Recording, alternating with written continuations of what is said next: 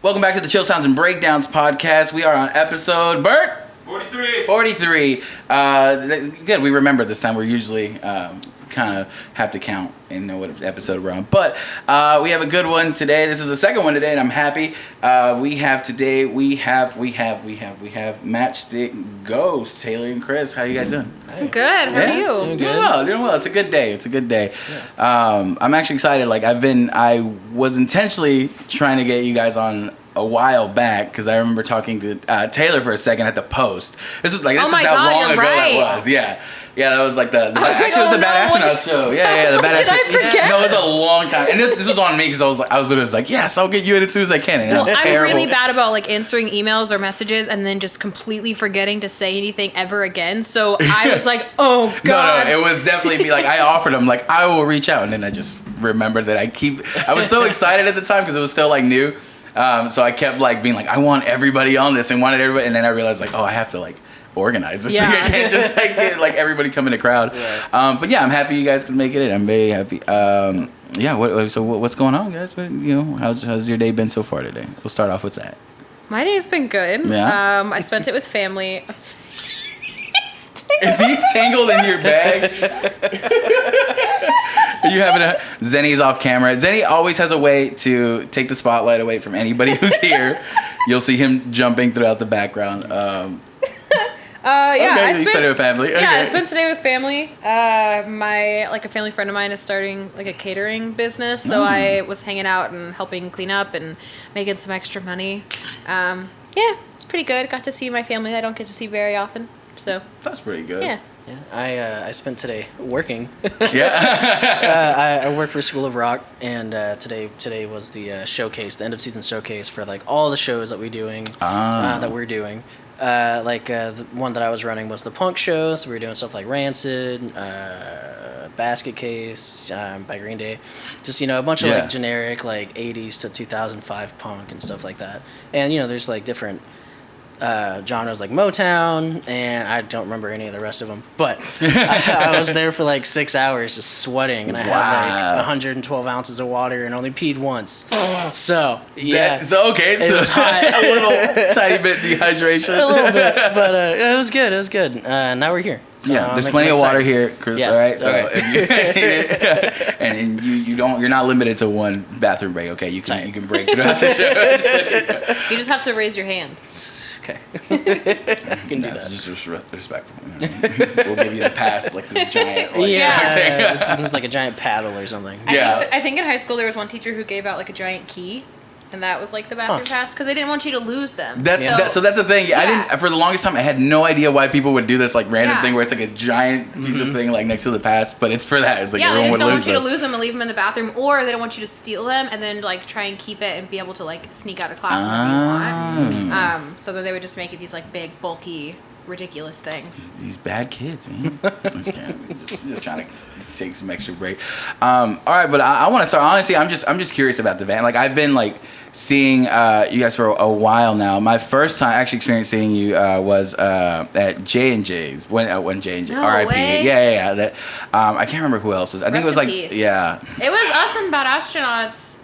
Yeah. Was it at J&J's? Oh well, depends on which. It depends on which one. I think. No, we only played J&J's twice. The Astronauts was playing. Yeah, we played our first show ever. Oh, it was. Yes. Yeah, our first show ever was in December of 2019 at J&J's, and then that following, or 2 summers later in 2021, we played a show with Bad Astronauts at J&J's. Wow. And it was a month before J&J's closed. Yeah. I think that was the last show I went to at J&J's. Yeah. Which, man, that place. I guess they opened it back up, right? It's I haven't been. It's spaghetti pasta. It's called graffiti pasta. Spaghetti pasta. Spaghetti is pasta. It's graffiti pasta. Yeah. I went. The bottom level still has kind of the same feel to it. The top doesn't. It's totally still have the different. graffiti in the corridor? Yeah, so what they did was they cleaned out all of the drywall and stuff and replaced it with actual wall, and then they cut out everybody's signatures and all the bands that have played, and they restuck it back. Oh, okay. Oh, really? Yeah. I didn't notice that when I was there. Okay, because the first time we ever played there, I signed the wall, and it was a really sentimental moment for me. Yeah. So when I found out it was being redone, I was like, oh no. It was in the green room area, like There's a green room now? Well, no, the area where like you sign the wall. That is the green room. Yeah. Yeah. I thought you meant they built a green room. No. I wish. Not yet. It's just like that back part. Yeah. Just that little tunnel down to the That dark little hallway. Yeah, that's still there. Yeah, that part is still there. Yeah, I remember that day Bert took portraits of us. Yeah. And I was like dripping sweat. Like I was, I think, did I have a fever that day? You were loopy for whatever reason. Yeah, I think I was sick. Like I wasn't contagious, Yeah. but like I had a fever and I was like not feeling well, but I didn't want to cancel the show because it was one of our first ones back. And so I was just drenched in sweat. Oh like, my gosh. Disgustingly sweaty and like kind of loopy. And then Bert was like, "Can we take your picture?" And I was like, "Sure." Yeah, we were all dripping. I remember. Yeah, every one of us was gross. Yeah. It's kind of hard not to get gross down there, though. Like, I mean, it's that's like the point, it's the right? point. Yeah. You know what I It mean? kind of felt like a rite of passage, you know? Uh-huh. Like, also, no one had ever asked to take portraits of us, so I Oh, was really? so excited. It's like, I don't care what I look like right now. Like, I guess. Yeah. So you gonna take a picture of me? Sure. Yeah. So, wow, I didn't know Matchstick was that well, is 2019 that recent, I guess? I mean, it Like, is, because kinda, we yeah. formed in December 2019, and then the pandemic hit, and Yeah. then we couldn't do anything. Oh So my we just gosh. kind of wrote music and then didn't get to play a show all together until 2021. Well, so So- so the band started in 2019, but Yeah. 2021 was the first show? First real show, yeah, because Wow. the first show in 2019 at J&J's, we were technically Tay and the Boys. Yeah. So I had been in a band. That like Yeah, these guys. never had a name. Yeah. And it just didn't really like work out. Like we didn't really work very well creatively, but we spent like 2 months trying to write like one song and just never came to fruition because gotcha. like I just think all of us wanted different things, and so it kind of like just kind of fizzled out. But then we had already booked that show, so I was like, well, I have some original stuff I've been writing by myself, so I don't want to let go of the slot, because my goal was to play a show before the year ended. Like I wanted so badly to just play music. Yeah. So we kept it. We didn't have a name, so we just called ourselves Tay and the Boys. Tay and the Boys. And then that night, I was like, actually, this is going to be called Matchstick Ghost. And it was originally kind of like a solo project with like my husband on drums and kind of helping. And now it's kind of just us, but yeah. So, speaking, I'm gonna interrupt this, but husband, you guys got married earlier this year, right? Yeah, we got con- married in March. Congratulations! Thank 6 you. months I miss ago it. tomorrow. Yeah. Wow, that's got to be a whole like different dynamic to like writing music. That's so cool. I don't know, like Yeah. I mean, I don't know how that like the band arguments go, like, but It's kind of funny. Yeah, because I definitely have my opinion of where I want like songs to go, and then she's like, "Well, this is what I was thinking," and I'm like, "This is what I was thinking," and then we usually need like a third party to come in and be like, "This is what I was thinking," and we're like, "Okay, let's do that." It's a Let's middle do ground. But it's kind of like, I don't know, it's kind of funny because we'll be in the middle of practice and then he'll start doing something that he knows will get on my nerves. Or like he'll just start playing the drums like really loudly while Yeah. I'm talking to him, just to kind of like make me be like, shut up. Shut up. yeah. What did I do the other day during practice? It just then- pissed you off? I don't know, but it's kind of funny because I swear to God we don't hate each other. Like I'm not trying to be like boomer humor. Like I hate my husband. Like we just like to mess with each other. Yeah. And so then I kind of like they'll just make jokes, being like, "Mom and Dad are fighting." Yeah, that's usually how practices go. We get stuff done, but He always, every show, he'll start playing the intro to Down with the Sickness. Every show. it's because you're always like, "This is a cover." Yeah, I'll and be then like, down with the hey, And they start playing. I'm like, hey, here's our cover. Like, this next one's a cover. Let me know if you know it. And he's like, every show. That'll throw out the rhythm of it, what their expectations are. Yeah, They're like, exactly. Hold on, what? Yeah. We're gonna play down with the Sickness? it'll turn heads for either good reasons or bad reasons. It's true. Yeah. It'll turn. But they'll It'll turn either make heads. people Yeah. walk out the door or come in the door. Yeah, we'll never know. Yeah. That's what, but so in the band that you were speaking, so both of you are songwriters in it. Yes. So which is that's normally where I see like the like tension writing music is where it happens when you have like multiple like people in the band. I mean, luckily, like you said, now it's just kind of you guys do Yeah. primarily like the songwriting. Yeah. Is it like someone just brings an idea like and just like, hey, like I thought of this. What do you think of this? Or do you guys like sit down together? Well, she's excellent at like melodies and lyrics and stuff, and I'm very much a rhythmic person. I play drums for the band, but I'm also like, you know, I can play bass a little bit and, you know, can do stuff like that.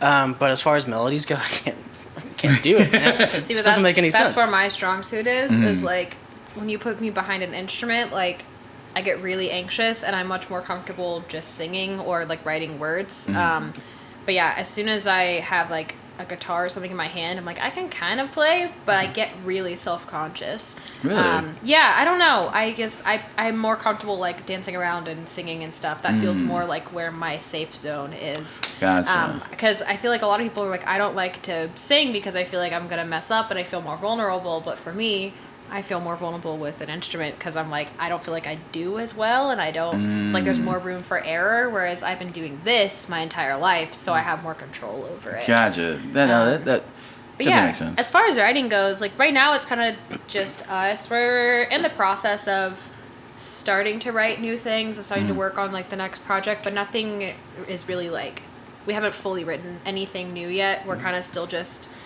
writing the wave of the EP release and letting that play out. Yeah. But the EP was written by us and our friends Mandy and Yash and Nate, and they're all like incredibly talented musicians. Like they contributed like the bass and the guitar and the Other guitar. the guitar. And then our friend Sterling has produced and engineered everything we've ever put out, and he's like he's just incredible at what he does. Yeah, we recorded most of the EP at our house, and Really? he just hung out for like 3 days, and we recorded guitar, bass, and drums, and some vocals, right? Yeah, we did vocals at my house and at Sterling's parents' house and or our house. Yeah.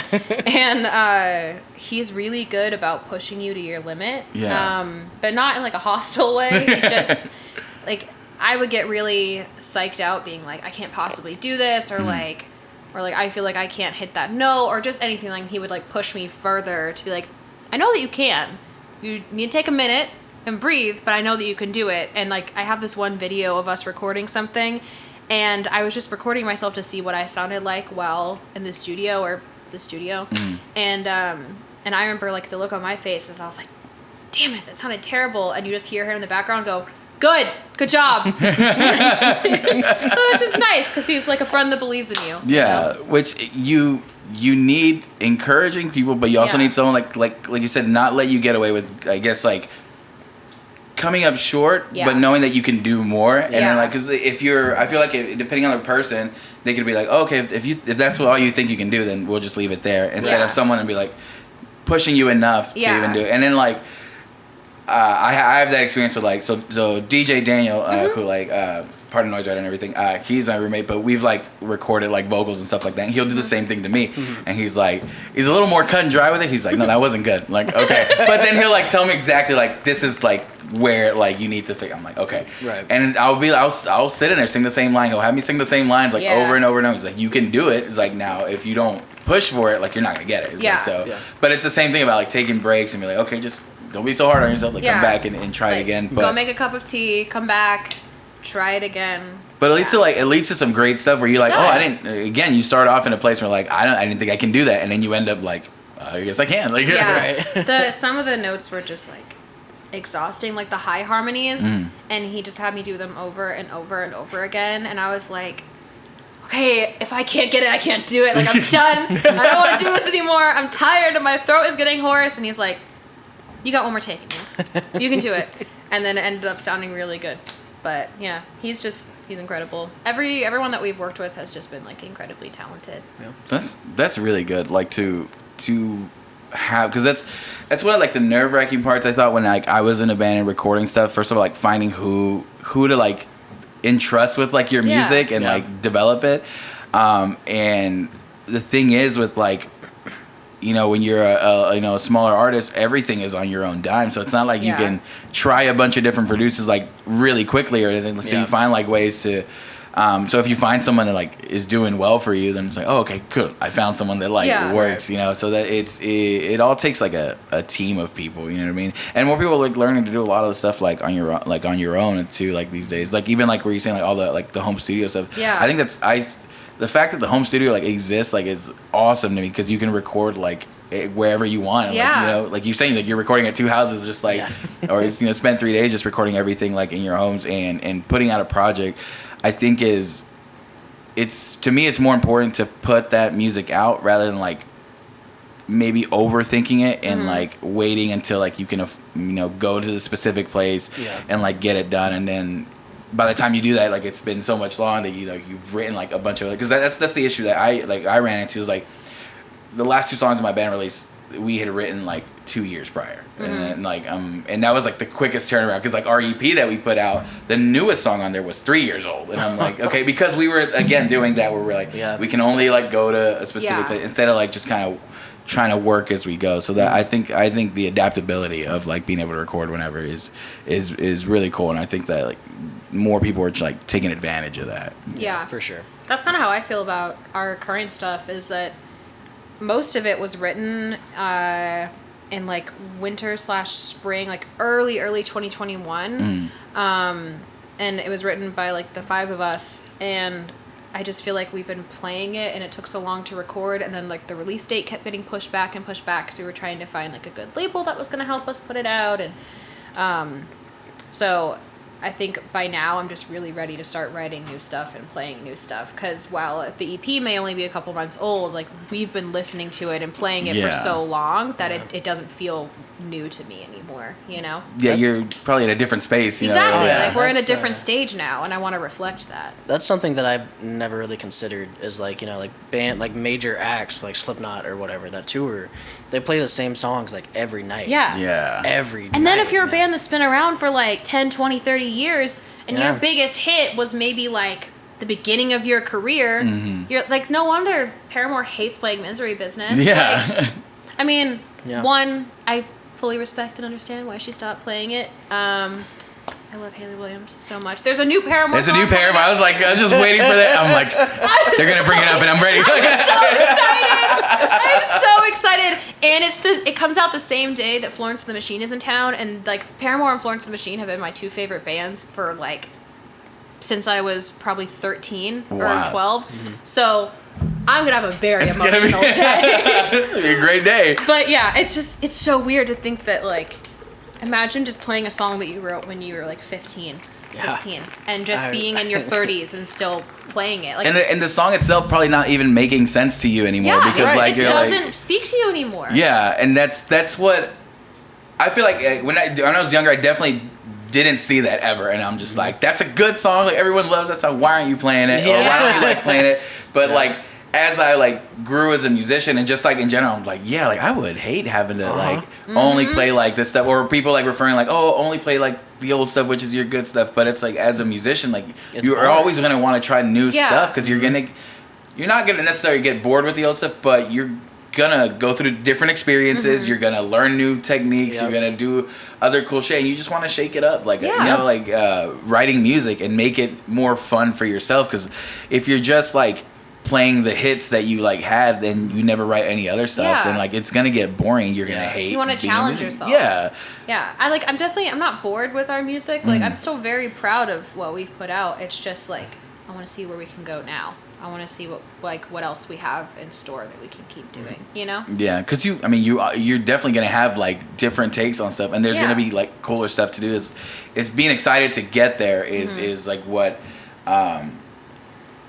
the incentive is, like to create that music. It's like, oh, I know I can make something like different and cool now, and you're not even like really focused on making different stuff. You just know that whatever you're gonna make now is not gonna be the same, and you're just excited to get to it. I feel like one thing that I feel like I struggled for a bit is that I got to a point where I was writing music, because we were taking so long, I was writing music I was no longer even a fan of. Like, because I'm taking too long, or because I'm too focused on sounding a certain way, it's not fun. I go, and I'm not even like having a good time like writing this music anymore. And like I've recently like taken on a new project, and that literally like we got together. I'm like, the only purpose that I want here is I just want to make cool stuff that Yeah. I like want to listen to. Like, and it's the simplest concept, and it should be essential to whenever you start a band. But like now, like I'm making sure I keep it in focus. I'm like, yeah, I just want to like what I write. Like, it's not, I'm not asking for much. You know what I mean? Like, Right, yeah. it's that, but and just have fun, because that's the whole like fun part about being a musician is like like writing music, like getting to record it and listen to that, and then playing shows. Like, like just a great time. And if you play those songs live at the moment where like, you know, you've written them and created them, then and you capture the energy that you had when you wrote it, like it's just gonna reflect in your like live performance. You know what I mean? Yeah, that's what I'm really excited for, is the moment that we get to be like, this is a new song, and then getting to like share that for the first time, even if it's an audience of like 5 people. Like, I'm really looking forward to being able to usher in a new chapter. Yeah. So. The creative process is my favorite like step in the music world, right? Like I love performing, and you know, I love recording and all that, but like actually like having an idea and then like being able to like bounce that off of other people who have the same idea, it's different just, ones that complement yours, right? Yeah. And then, you know, after like maybe like an hour or two of just kind of figuring out where it's going, you have like this thing that you can share with people, and it's like, I don't know, there's just something like special about capturing like a moment in time. There's something really magical about putting your thoughts into, like, just a song. Yeah. Sorry, that sounds really... That's, like, the dumbest way I could put it. But there's something just very magical about being able to take all these different little, like, things in your brain and then be able to listen to them and share them with people. Like, it's so cool. I was gonna say tangible, but you can't touch a song. But it's the closest. But the song can touch you. It's the closest thing I can think of to like what I'm trying to say. Is, you know, like it's there, it's in front of you, you can hear it, it's all around you, and it's just really cool. Because like I'm a very, very emotional person, and so that I can agree. that's why I love music, because it gives me an opportunity to sort out the things that are going on in my head and just lay it out in front of me.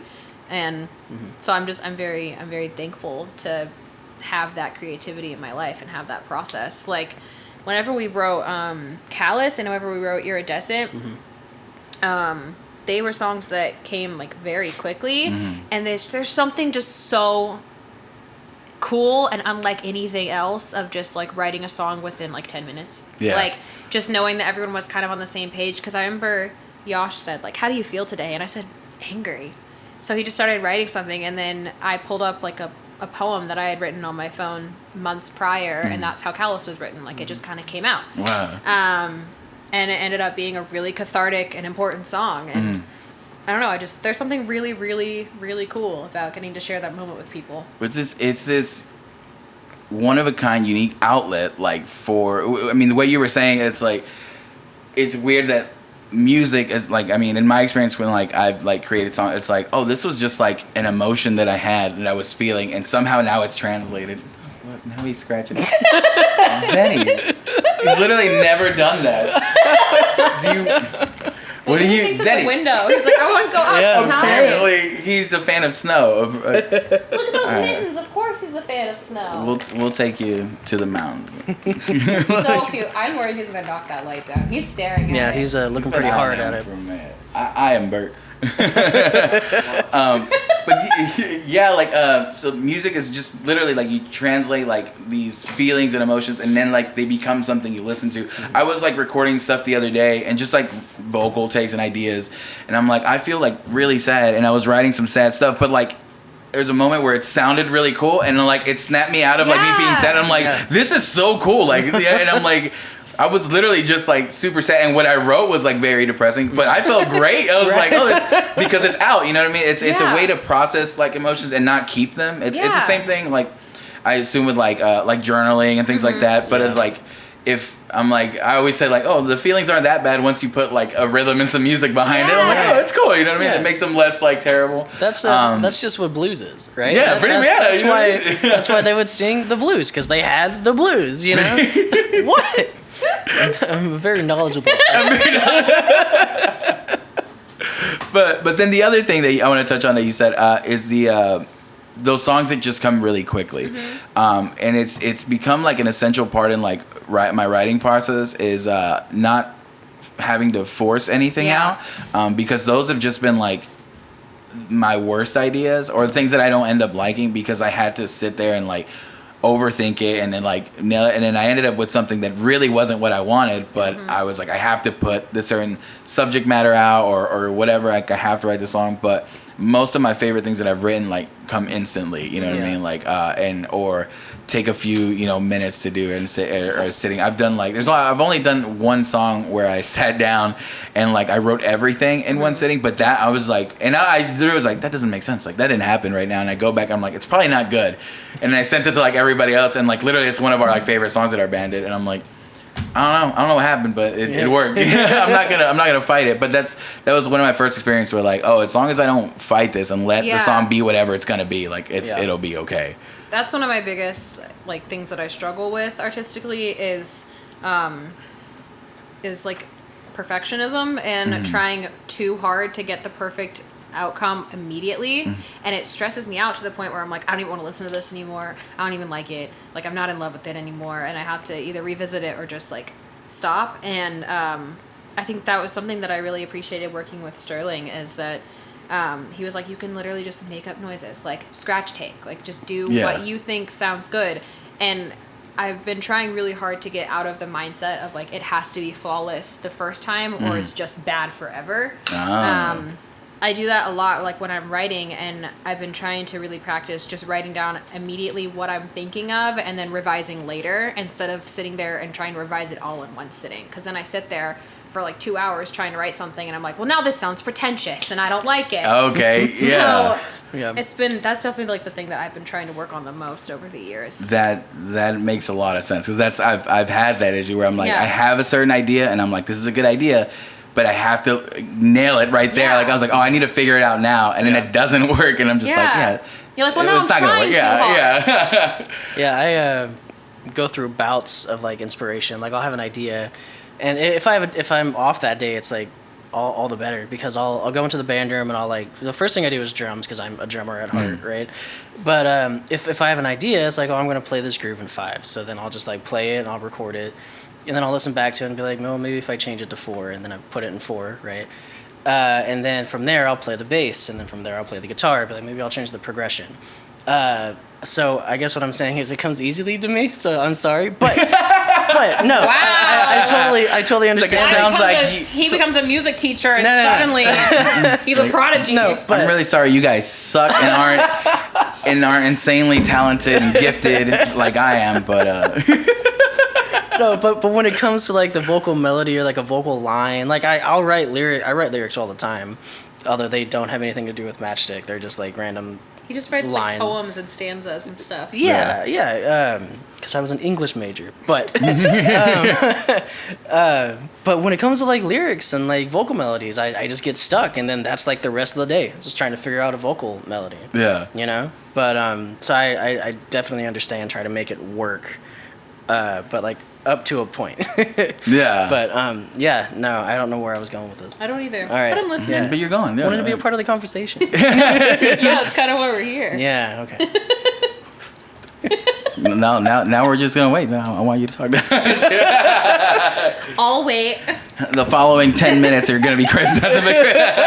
Start talking. Chris trying to find his point. Just an internal monologue of bullshit. Yeah.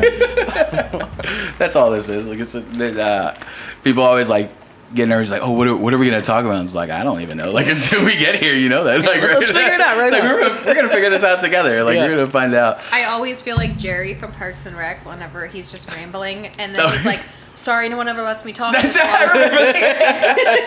No one lets me talk this long. That was such a great show. That's my favorite show. Parks and Rec. Parks and Rec is one of the ones that I cycle through. Yeah. Like Parks and Rec. I do New Girl a lot. I love New Girl. And what's the other one? I can't remember right now. But there's like 3 shows that I'll like cycle, like my background shows. Yeah. Like, oh, I'll tune in. We watch a lot of again. Bob's Burgers. Yeah. Oh, but yeah, Bob's Burgers. Lately, I've been watching Abbott Elementary. It's so good. I have heard so much about that, and I have not watched it yet. It's so good. I think the new season comes out next week. Yeah, already? next- Oh my gosh. Thursday? Wednesday, I think. I don't know. The What is 21st. that on? I mean, I know it's on TV. I know it's on What can ABC, you- but it's on Hulu. For Hulu? streaming. Okay. Yeah. It's really good. I've been hearing a lot. I mean, it just didn't like win like the Emmys and stuff. But I've just heard from people that liked it. Like I was like, oh, people like have really enjoyed it, and I'm like, I end up cycling through those recyclable shows instead of like watching something new. Yeah. Because I feel like I can't. Sometimes I don't think I can justify sitting down and watching something. You can't commit to new information right now. Exactly. I do that all the time. Chris is like, he can put on anything new whenever, and he'll just watch a new movie, watch a new show. Anything, and my brain, like, I can't take it. 'Cause I'm like, how are you processing new information right now? I feel like I'm stuck. I have a question for you. So I watch movies. Okay. I watch movies in pieces. So like, Hold on. Bert. What? So like, I'm sorry, I hope I don't clip the mic. I'm a really loud laugher. So I work in the afternoons, after school hours, but so I'll have like the mornings and the early afternoons to myself. And, I'll get up at like 10 or 11 and I'll make some breakfast and watch a little bit of TV. But then, like, I don't want to watch TV. I want to watch a movie. So I'll watch 30 minutes of a movie one day and then 30 minutes the next day, and I'll finish a movie over the course of like a week. Right? What? It's not weird. Yes, it is. Hold on. What's the most amount of like days it's taking you to watch a movie? I think, what was I watching? I don't know. You watched something that was like 3 hours long, and it took you like a week to get through. Oh no. I think the last thing I remember watching like that was. Weren't you watching Lord of the Rings the other day? Yeah. But the last one I really remember like watching bit by bit was The Dark Knight. The Dark Knight. Long ass movie. Yeah, it's like 2.5 hours, right? Okay. But yeah, it took me like a week to get there.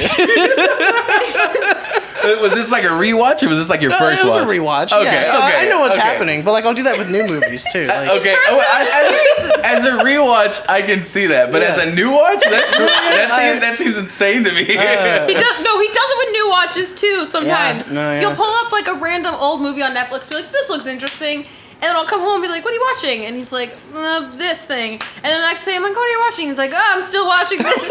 I would see by the time I get to day 2, I would have already forgotten what happened on day 1. Like that's why like I don't watch a lot of new stuff because I know I'm like, okay, I need to sit down and watch it through and not have to do anything else. Like because like once I like pick up my phone and like look at something, then I'm lost again, and I'm just like I can't. Like it's got to be a moment where I can like set everything aside. I have really severe ADHD, so I understand. Like I have a really hard time concentrating on anything new, and then like if I find something that holds my attention, it's a miracle. Because like we put on Abbott Elementary, and it held my attention, and I watched like almost the entire thing in one sitting. Yeah. And I was like, okay, I think this is the first piece of new media that I've watched in a while that I didn't immediately get like bored or sidetracked. I have been reading a lot lately though. Yeah, that's good. That's been nice. That's good. Yeah. I'm on my 17th book of the year. Of the year? Yeah. Dang, that's actually really good. Yeah. Yeah, it's been audiobooks.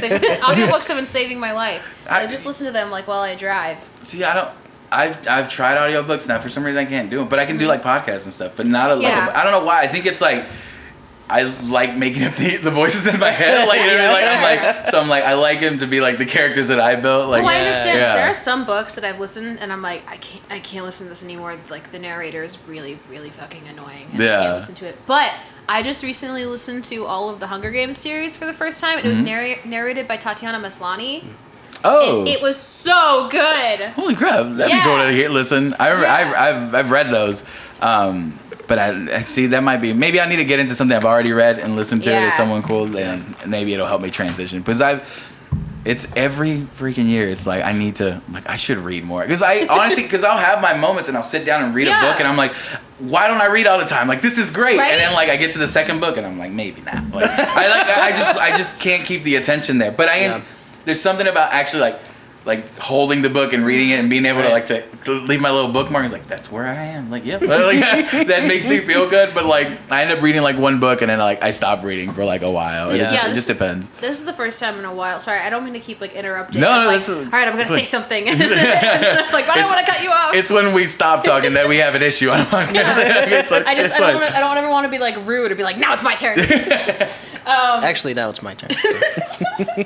But no, I have a hard time reading like physical books because I have a really hard time concentrating. I also have astigmatism, so it's really hard for me to focus on what I'm reading. So that's why like audiobooks have been a lifesaver because I'm like, okay, when I'm driving, I don't have any other option but to keep driving. So I'll just listen to this thing, and then like instead of music, I'll just listen to this story. I didn't have anything else to say after that. But but yeah, it's been really helping. Wow, way to interrupt me for that. Yeah. I'm just kidding. Because like I never read, like I've always really liked the theory, like reading in theory. Reading in theory. Yeah, but like I have a hard time with it in practice because I have a horrible attention span. So this has been like a really new development for me. I'm proud. See, I feel like I do that with reading because I have to like set it up as a whole thing, and like I'll put like background music because like if it's too quiet or I hear this, I'm concentrated on like every sound around here, cars like passing by. Yeah. So I'll set like instrumental reading music, like I'll like have to sit down, like set aside scheduled time. My phone has to be on airplane mode. Like it can't be. I have to flip it over. I can't see any screen like flash up. Like okay, yeah. Do I have ADHD? I was diagnosed at 10 years old, and oh my gosh, you might want to look into it. It's a definite possibility. Because I keep agreeing with a bunch of stuff. I'm like, wait, hold on. You've been describing it, and I was like, it's not my place to say anything. He's a grown man. I'll just let him. I might look into it. This segment is sponsored by you check your mental health, all sorts of ADHD stuff. This segment is sponsored by Vyvanse. By Vyvanse, is that the one? I was on like really. No, that's depression. That's depression. Yeah. Oh, right. I was on like really strong ADHD meds for like all of my childhood, and then I stopped taking them when I entered adulthood because I realized they were making my anxiety like 10 times worse. Oh no. So yeah, cheers to Vyvanse and how much it fucked me up. We all got water bottles. I'm happy about it. I don't know why it's making me happy. Clink.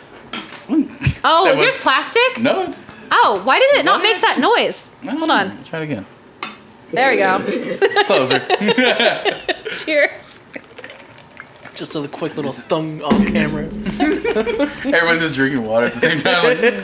I've been really trying to like drink more water, and I've actually been really getting into fruit recently. No, sorry. I don't know why. Honestly, that's a really wild sentence. That phrase. It's like, so lately I've been getting really into fruit. Really into fruit. You try these things called bananas? You say it like a hobby. Well, because like I realized that I don't eat as much fruit as I should. You know. When have you been eating fruit? The gas station. The bananas they have right there? Yeah, the gas station has bananas. There's a gas station right next to the school that I work at, and they have bananas and oranges and shit. So I'll go and grab a banana, and I feel healthy as fuck, right? Yeah. And it's like I could have gotten a fucking taquito. A taquito, but I got a banana, you know? And I'm walking like half a block, you know? I'm just trying to like get better and like be a little bit healthier and be nicer to my body, I guess. Yeah. You know, that's what I'm trying to do.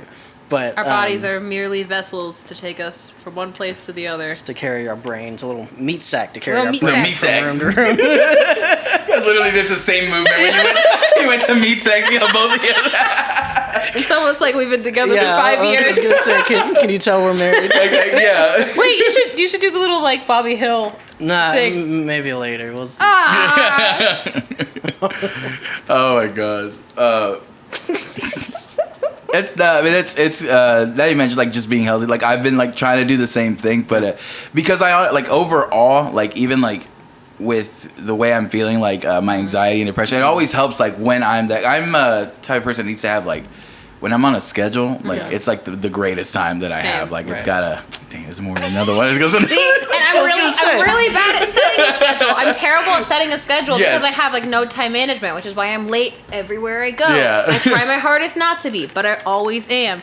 And like anytime I'm on a schedule, I thrive. That's why like I do a lot better at work because I work with children, so I have to keep them on a schedule. Yeah. So I'm like on top of shit, and I got it, and I'm doing well. And the minute I get home, I do nothing. It's like it's a free for all here. I can do whatever I want. And then I do that. And then like when I'm on like set schedule, and then like it'll be like simple things. Like it'll be like, oh okay, I'll work out in the morning, and then I'll go to like I make breakfast, go to work. I'm like, okay, that's enough. That made my day like already great. Like it's already like happened. And then like even with like the podcast, like, there was a point where I did get like a month and a half ahead of schedule on like people like coming on, and I'm like, oh like.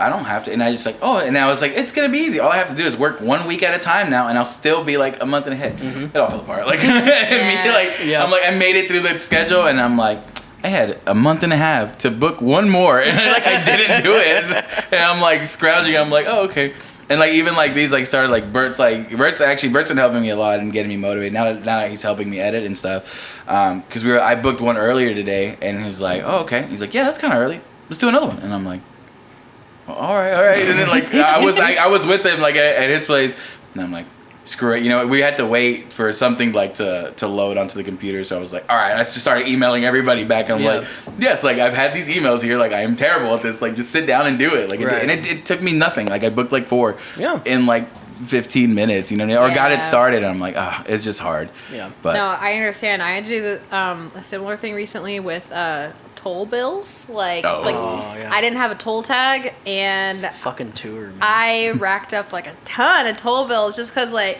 I was like, okay, I'll get the bill and then I'll pay it like when it comes to the mail, and then I get it and I'm like, I gotta pay that, and I forgot, and then it accumulated, and I was like, oh my god, I'm tired of getting these little red envelopes screaming at me in the mail. So I like finally did it. I paid everything off, and I was like, phew, I did it. 5 days later, I got laid off. Oh, I spent all that money paying the fucking toll. Oh no! But hey, I'm not getting red envelopes anymore. So that's good. I guess that's good. I did the same. I don't know how much you racked up.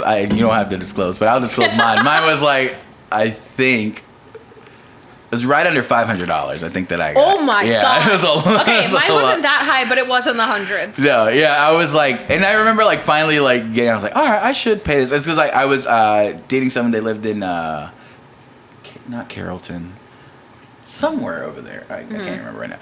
And then I was like, yeah, I'll take the tolls. And I saw the toll price one time, and I'm like, $2. I'm like, that's not bad. Right? I never looked at it again. And I forget that those signs are fucking digital. Yeah. And I'm like, oh, they changed. Like it took my girlfriend a time being like, oh yeah, sometimes they go up to this, and I'm like, what do you mean? Like they go up, and it's like, yeah, it depends on like the time you come. I'm like, well, I always come like right at. And I started coming like right after work, which is like peak times.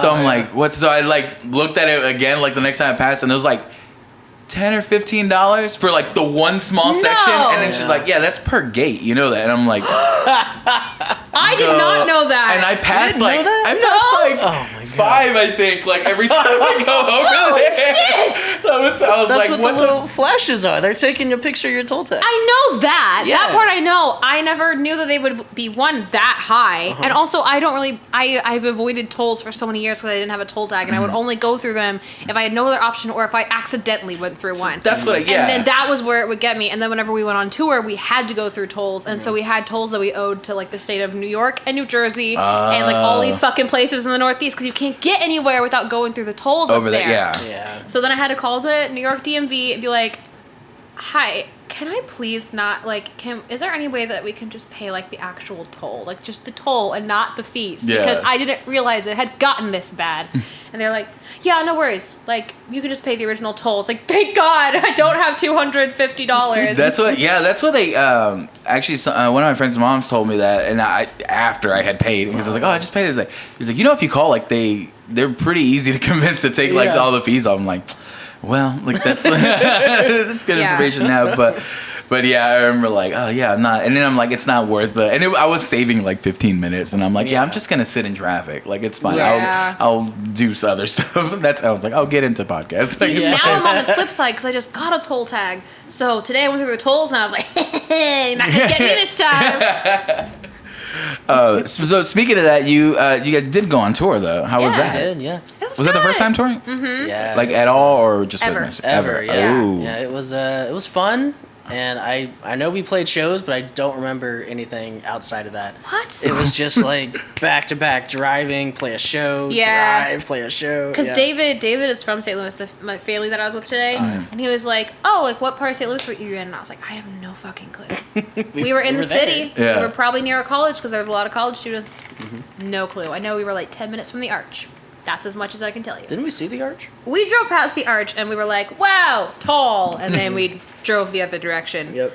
Because it was too much money to go in the thing and like go all the way to the top. And the top looks really high and really scary. Park.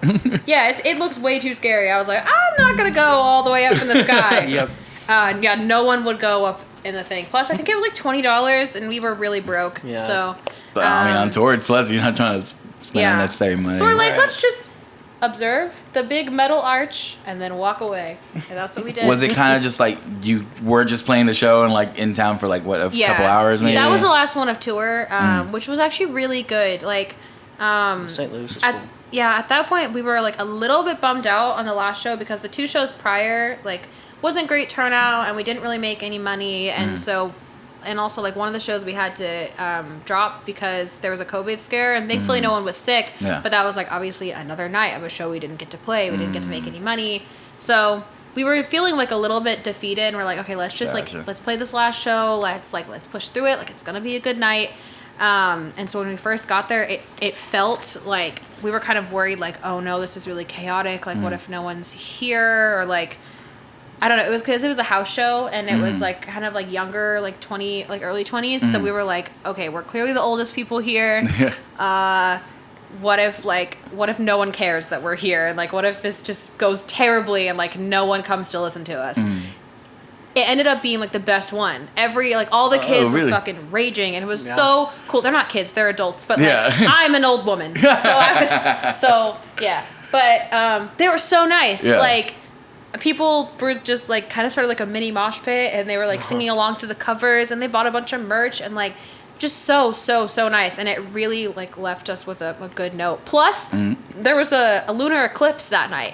So like as soon as we were done with our set, everyone just walked out in the street and was staring at the moon, and it was like a really nice just like emotional moment getting to watch all these strangers huddled around the moon like staring at the sky. So that was really nice. That sounds cool. And that was the last show of the tour? Yeah. See, that's awesome. Like for that to be the last like thing, coming home from with that feeling, I was like, oh, okay. Yeah. Like maybe if it was a show like before that you were saying like, and that was your last show, it might be a different way of coming home. Oh yeah. But that's good. I've never like gotten the chance to tour, but I know like it's all like it's never like a for sure thing. Like early on, you're like meeting all these new people and like playing in front of people like crowds that you like aren't familiar with, and then coming from like a place where you play like a hometown show and you're doing like it's like, oh, everyone like I know I'm gonna have a good time here, but like on the road it's like, oh, I don't know any like you're like I don't know any of you, and you don't know me, and you easily could be like, who the fuck is that, and like walk out the door, you know.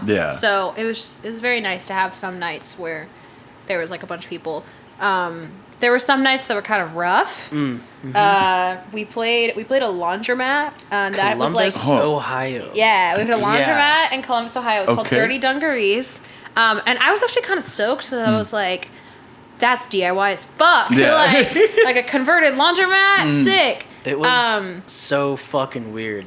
It was a very weird night. We walked in. So Columbus was going through a heat wave, so it was really hot and humid.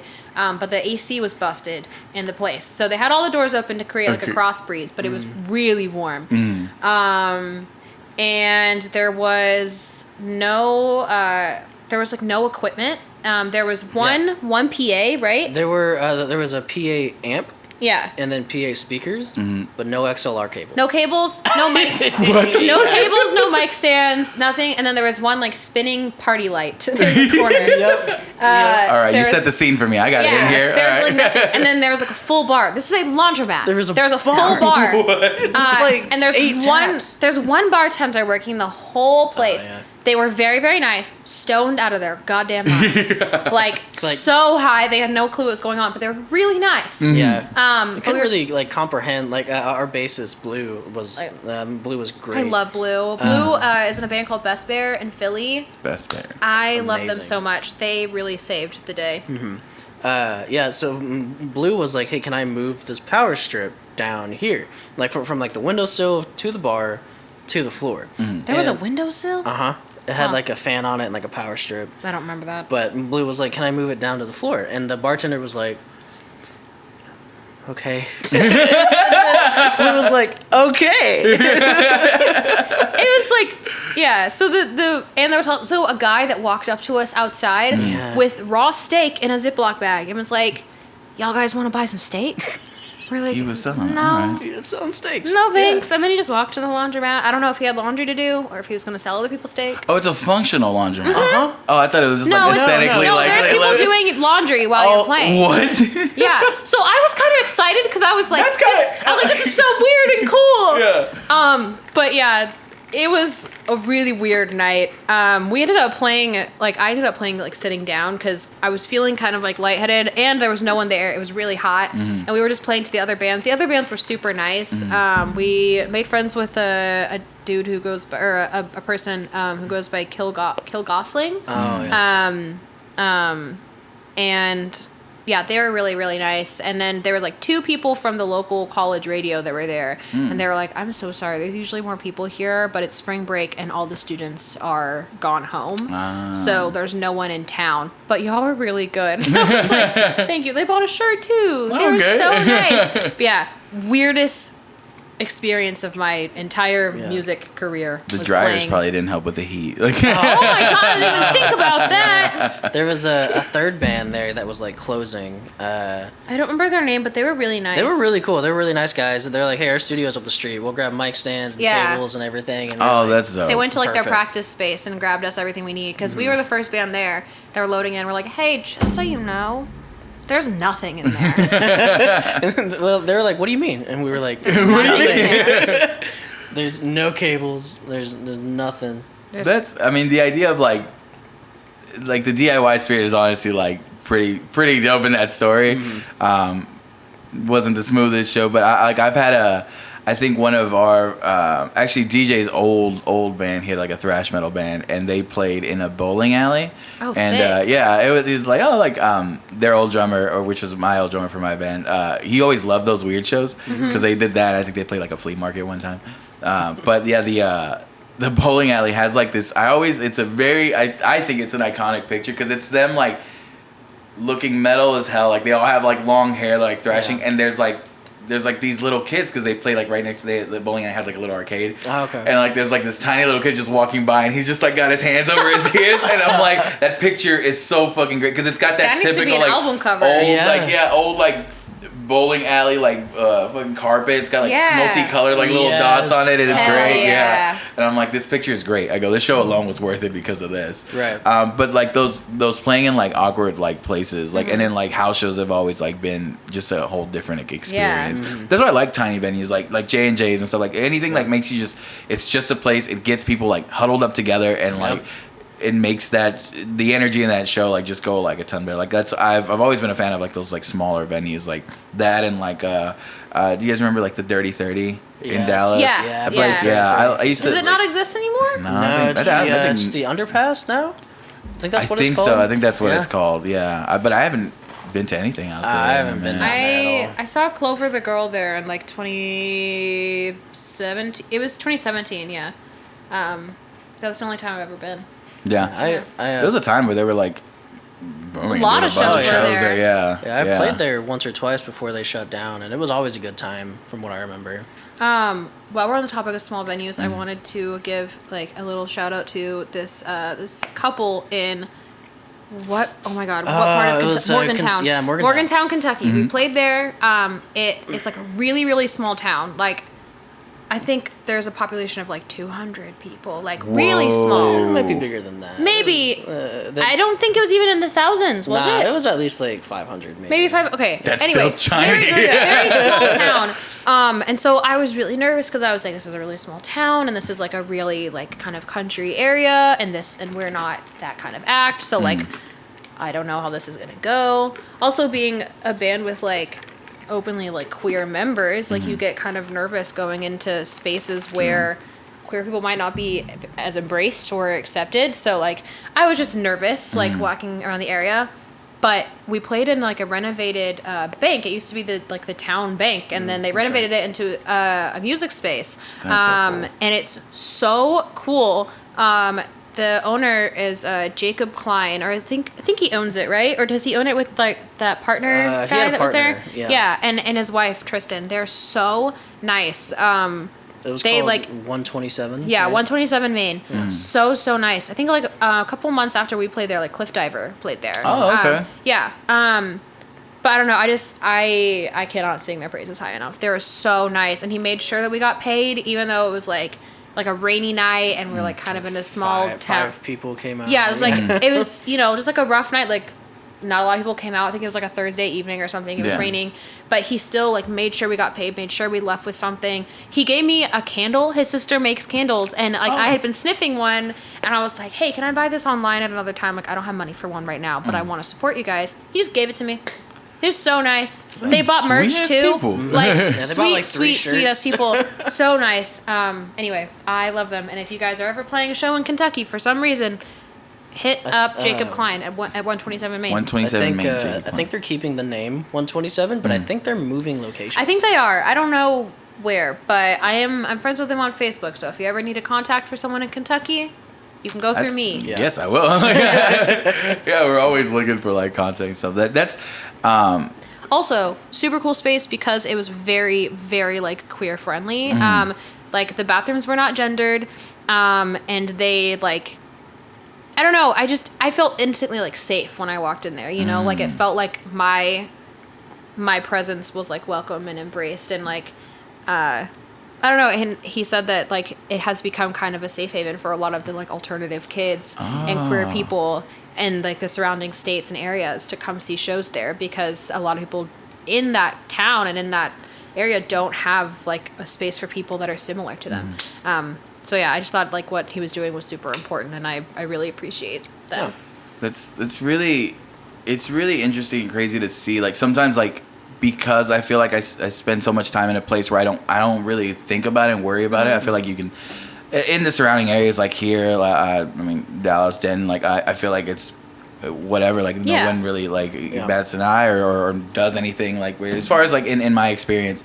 But like leaving and going to like different towns and stuff like that, like I'll take it in hands. Like I've driven to like my aunts in Georgia, and like I never once batted an eye like about like but I think through like Alabama and like gas stations, like I was like getting off and like getting stuff and like had just people like staring at me and stuff. I'm like, what's that? And I'm like, oh, okay. Buying stuff, and they were being like hella rude, and I'm like, okay, just having an off day. But it was everybody like that I was running across. I'm like, and then like I think one of my family members was like, oh, like they're hella racist, like and where you were, and I'm like, oh, that's what that was. Like I'm like, am my soul like sheltered like in where I am? Like I don't notice like people like in this, and I was like, I guess so, but like there's people that live in those places and like are scared to like be who they are because like they it's not safe for them. And it's again, that's a concept that I don't necessarily understand when I'm here. And you notice that people live that day after like that, where they need to have places like that. And it's cool that there's people out there actually making an effort to offer those spaces. I'm very fortunate to live in Denton and like live in a town where I was able to figure out who I was and find a community and be embraced and like be encouraged to be myself. And because I moved there when I was 20, turning 21, I had just moved out on my own for the first time, and I was just starting to realize that like I wasn't straight and stuff, and like I don't know, it was really cool to be able to be in a town where that was normal and that was embraced and it was welcome. So I don't know, I'm very, very fortunate to have that space. But I remember when we were on our honeymoon, we were driving through like the middle of nowhere, Texas, and we like pulled in to this gas station. We both had to pee, and I had just shaved my head, and like he had just shaved his head, and so like, very like cis presenting like person that no one's really gonna fuck with. But then you see this like femme presenting woman walk in with a shaved head and tattoos and like piercings and like obviously probably a queer person, and Chris was instantly like just like don't let fucking anyone say anything to you. And then we passed by this like magnet and sticker stand that had just like Trump 2024 kind of stuff all over it, and I was like I think there was one that was like it was like a sniper or something. Like, these colors don't run. Like okay, like, get in, get out, get in, get out. Jeez, and they were like teenagers looking at the stickers. They were teenagers going like, oh, I want that one. Like I don't have that one, and I was like, we have to leave. It's fucking. I'm not gonna get on a political soapbox. Yeah, sorry. Sorry, I got a little bit of a tangent there. But anyway, long story long, I'm very thankful for Jacob and Tristan Klein in Kentucky. They're very good people. 127. Nice, that's cool. It's cool to have those great experiences like outside on tour, especially because I know touring is like as far as like what I can think of, I'm like that seems scary as hell because like you know there's no one you have out there, especially like because you guys were touring just on your own, right? Just Matchstick, like, and it's like you know when I hear about like these bands on tour and like stuff breaks down and I'm like I'm immediately like panic and my anxiety comes up for somebody else because I'm like what would I do like if this happens like and like the only way you're making money on the road is like by playing shows and you miss a show and I'm like okay like so I don't have that money to get from this place to that place or whatever you know or if like a band's stuff gets stolen and it's like I was so scared about that because we were driving in my car because we took my car and then Nate and Jade drove in Jade's car so we were just following each other. We didn't have money to rent a van so we just drove our own cars. Jade was our touring guitarist and like I was terrified that if a car gets broken into it's my car and like I won't have a car that and I don't know if you're familiar with Upsetting in like Fort Worth and Denton. Their van caught on fire like a couple years ago. What the hell? No, I didn't know that. Caught on fire. Yeah, their whole van burst into flames. Oh shit! So we were driving, and all I could think of was like, what if my car bursts into flames? Oh no! Like, I was so scared. that would make a tense tour. Yeah. But yeah, that's so like the instrument stolen. It's crazy how much we've seen that like over the years, and like because that'll end like a band. Like it depends. Like people think like, oh yeah, they can get that stuff again. But like all that stuff, like when I think about those like giant, like I remember like I forgot who, it might have been like it was a band called Artifacts Perio, I think. And then like, we had played with them one time, and we were like I was a real big fan. And they got their shit stolen, and I think that set them back like forever. And I never heard about that band again. And I'm like, that fucking sucks. That ended like this like talent because like. The tension that creates about like trying to get that back and you know infighting. I don't know what happened, but I can imagine like it's not something easy to go through. And like maybe like bigger bands. Because I know like I think a while back I think Wolf Swan from Dance Cabinet got hit. They got their stuff stolen. And saying I'm like okay they were more successful. They were able to get some of the stuff back. But that's that's someone at like. That level, but any like all these like small touring bands that are going and like that's all they got. Like it's not like they have like the same set at home. It's like it's fine, we'll use the spare. Right. You know, then that could end that tour hold. So all that money spent on like preparing for tour and getting that ready. You come back home with like not only like a monetary loss, but like you know that just a morale loss of like do I have like the spirit or strength to do this shit all over again, you know, because you know it's always possible that it happens again. You know what I mean? Like, and it's fucking terrible. It's these people that do it. I'm like, dude, that's people's livelihoods, man. Like, if they don't see it like that, I don't think they do. Right? Yeah, they're just everyone's just trying to get by. Yeah, everybody's they'll take it and like pawn it, and then that's it, right? Yeah, but everyone has like a different way to meet their ends or their, oh my god I can't think make their ends meet. Make their ends meet. There we go. But yeah, I mean if I don't have fucking $1,500 to replace a drum set and like another $300 for cymbals, it's ridiculous. The thing that really killed us on tour, like we were really lucky that nothing bad happened to us, but the thing that really killed us was gas. Just like because it was also like right as gas prices were spiking. So because we went on tour in May, so like everything was climbing, and then we went up to the Northeast where everything's super expensive. Way more expensive. And so we like it was our car and Jade's car, and so every time we filled up the tank, it was like double. It was 2 cars, which it probably would have been about the same with the van. Yeah. But like the good part was that we didn't have to make any payments on a van. It was our own cars. Yeah. But we still had to pay tolls and gas and like. Yeah. And we also were staying in like shitty little motels because there was like a COVID spike going around, and I was like, I'm not sleeping on anyone's floor in any stranger's house right now because if one of us gets COVID, that's the end of the line. We turn home. Yeah. Yep. So I was like, we were paying out of pocket for like hotels every night because I was like, I would rather spend like extra money and have somewhere safe to sleep than like expose myself to germs and like disease and also potentially like stranger danger. Yeah, so exactly. Yeah, like I'll just I know it's not the most practical, but I'll just stay here because I feel safer. Yeah, yeah. I mean, that's at the end of the day, like that's you want to have a good tour and come back home. You know what I mean? Right, okay. And don't want it. So lessening the risk. I definitely see like being able to do that. And like I said, you're not always in a place where you can. Exactly. But if you are like in this place, like you guys, could figure out a way to do it. It's like okay, like I'm gonna take that.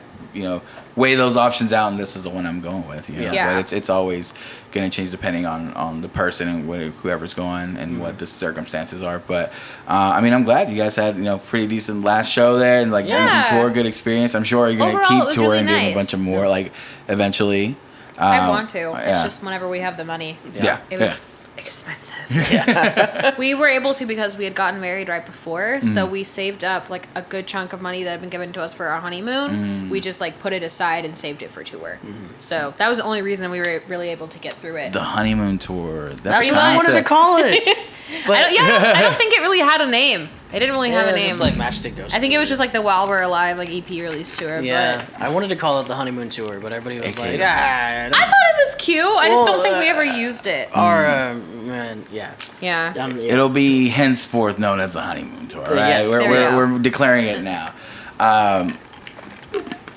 Man, I want to keep talking, but we are at the limit where one of these cuts off here in a second. Oh, no. So we've been pause and then restart. We'll just reset.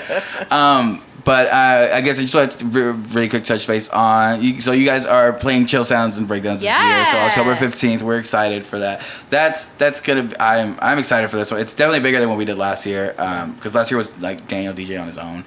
And this year we're trying to work it out all together. We finally got our team to do stuff.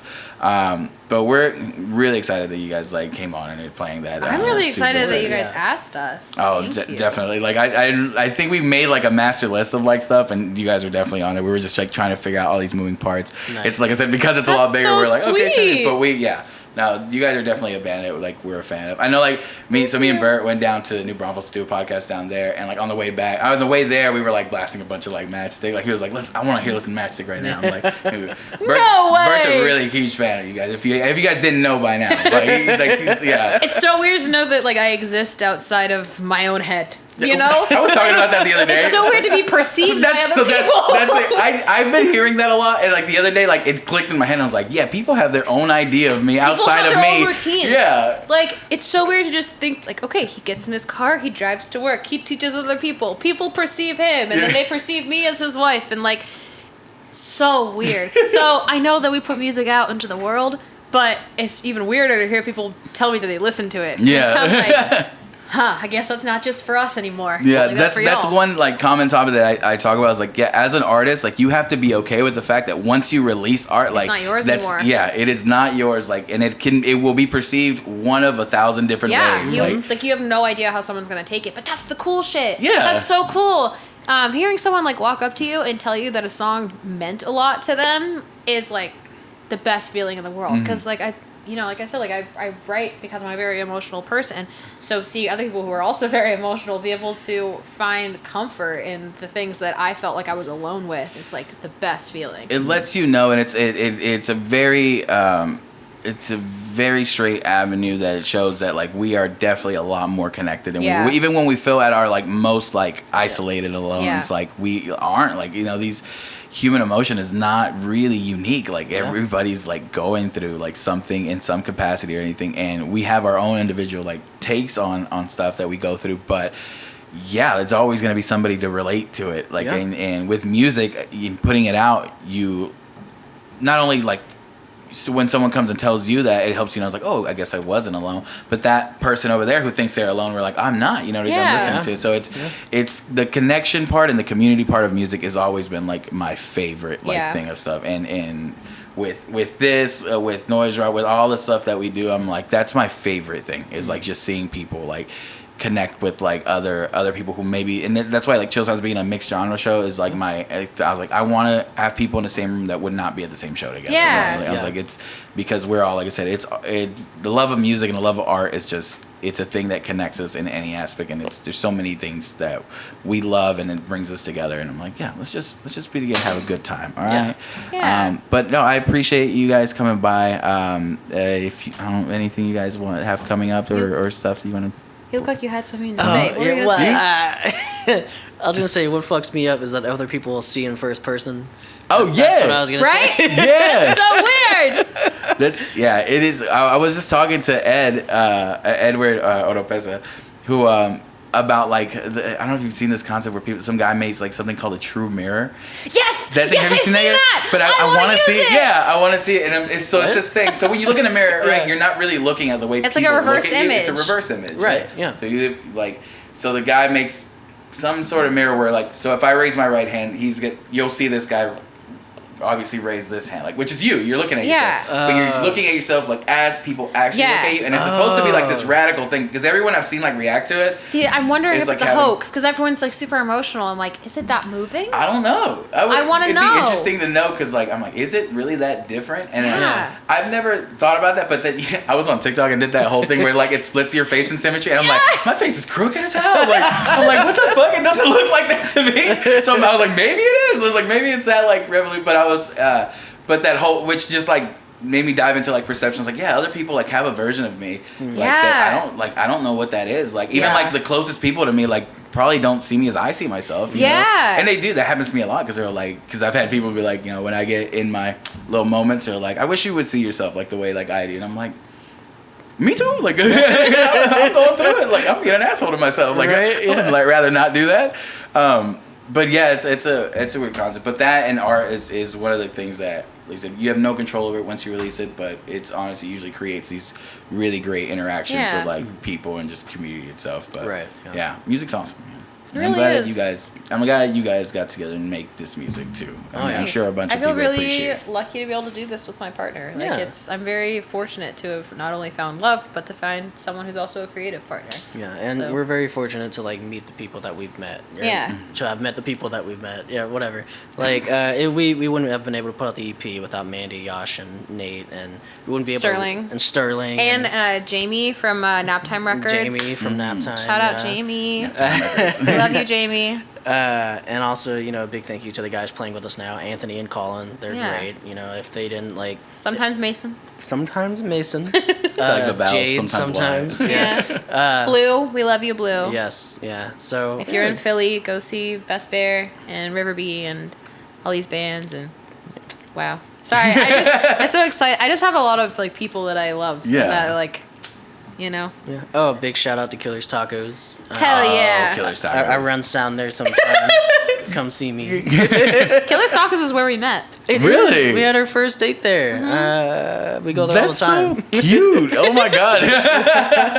It's the most adorable ending to a podcast I've ever had. They catered our wedding. They did. Really? The owner, Joey, was my best man, and he's one of my best friends. That's so freaking cool. He's like the brother I've never had. I love him. That's awesome. We're pretty much the same person. Yeah, they really are.